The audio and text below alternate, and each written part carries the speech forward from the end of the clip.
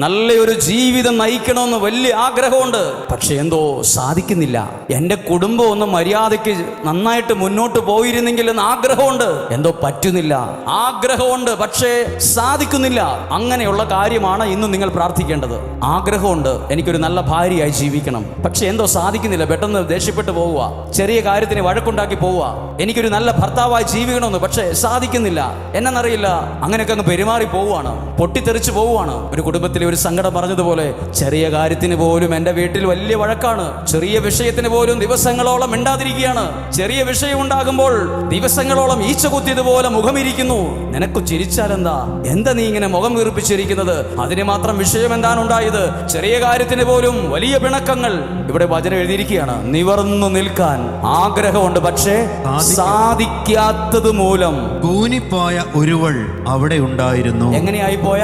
കൂനിപ്പോയാൾ. എത്ര വർഷം? 18 വർഷം പുള്ളിക്കാരത്തെ കൂനിയാണ് നിൽക്കുന്നത്. അപ്പോൾ 18 വർഷമായി ഈ വ്യക്തി മനുഷ്യരുടെ മുഖം കാണാൻ ഒരുപാട് കഷ്ടപ്പെട്ടിട്ടുണ്ടാകും. കാരണം കൂനി നിൽക്കുന്ന ഒരാൾ കൂടുതലായി കാണുക മനുഷ്യന്റെ പാദങ്ങളാണ്. 18 വർഷമായി എത്ര കല്യാണത്തിന് പോയിട്ടുണ്ടാവും. ആ കല്യാണ വീട്ടിൽ ആ വ്യക്തി മാത്രം പ്രത്യേക അവസ്ഥയിലാണ് നിന്നത്, കൂനിയാ നിന്നത്. ഒരു ഫോട്ടോ എടുക്കാൻ വിളിച്ചാൽ ആ വ്യക്തിക്ക് കിട്ടുന്നത് അവഗണനയാണ്. അങ്ങോട്ട് മാറിയിക്കാൻ പറയും. എല്ലാവരും നേരെ നിൽക്കുമ്പോൾ ഒരാള് വളഞ്ഞു നിൽക്കുന്നു, കൂനി നിൽക്കുന്നു. എവിടെ ഒരു വിലയില്ല. കല്യാണത്തിന് പോയിട്ടുണ്ടായാലും കൂനി നിൽക്കണം, ഇനി ഒരു ആദ്യ കുർബാനയ്ക്ക് പോയാലും കൂനി നിൽക്കണം, ഇനി ഒരു ആഘോഷത്തിന് പോയാലും കൂനി നിൽക്കണം, ഒരു പള്ളിപ്പെരുന്നാളിന് പോയാലും വളഞ്ഞു നിൽക്കണം. ഒത്തിരി വിഷമമുണ്ടാകും ഇയാൾക്ക് മനസ്സിൽ. പക്ഷെ അടുത്ത വാക്യം വളരെ ശ്രദ്ധിക്കണം. യേശു അവളെ കണ്ടപ്പോൾ. അപ്പൊ അതിന്റെ അർത്ഥം എന്താ?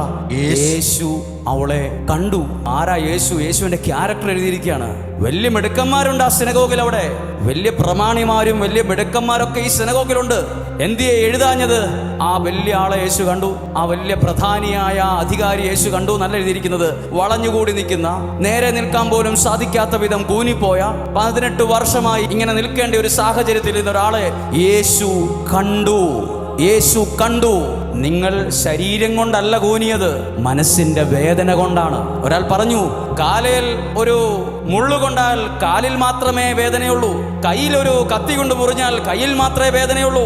പക്ഷെ മനസ്സ് മുറിഞ്ഞാൽ കാലിന് മാത്രമല്ല വേദന, കൈക്ക് മാത്രമല്ല വേദന, ശരീരം മുഴുവൻ വേദനിക്കും. മനസ്സ് വേദനിച്ചിരിക്കുന്ന ഒരുപാട് പേരുണ്ട് ഇവിടെ. എവിടെയൊക്കെയോ നിങ്ങൾ സങ്കടപ്പെടുന്നുണ്ട്.